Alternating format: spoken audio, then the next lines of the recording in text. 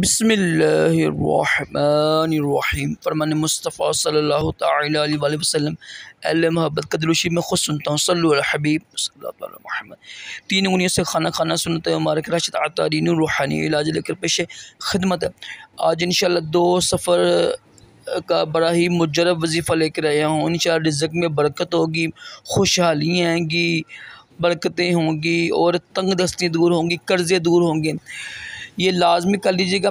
इसका जो वक़्त है ना, वो कल शाम तक है, यानी 3 सफ़र के मगरिब की नमाज़ से पहले कर सकते हैं आप, कोई मसला नहीं है।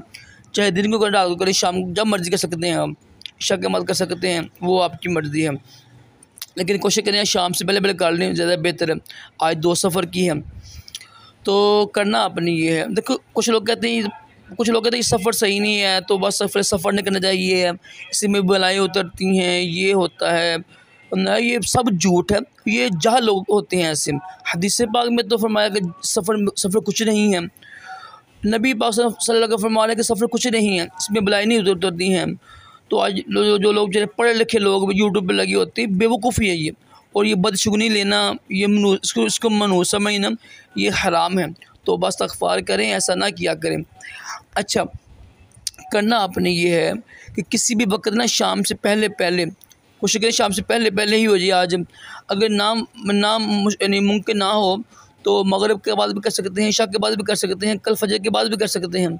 कल मगरिब की नमाज से पहले कर सकते हैं ये अमल। 3 खजूरें ले लें, 3 खजूरें लेके ना उस पर ये अमल करना है।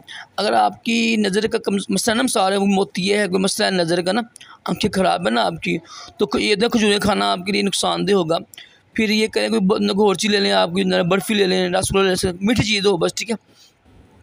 तो कोई मीठी चीज़ लेके 3 खजूरें लेकर उस पर आपने ना अव्वल आखिर दुरूशी पढ़ लें 3 मरतबा। और जो है ना, इन्ना आतोइना कल कौसर, सूरत कौसर पढ़नी है आपने 26 मरतबा, यानी 1 खजूर लें, उसमें अव्वल आखिर दुरूशी पढ़ के 26 मरतबा सूरत कौसर पढ़ें। फिर दूसरे पे इस तरह करें, तीसरे पे इस तरह करें, 3 खजूरों पे ऐसा करना है।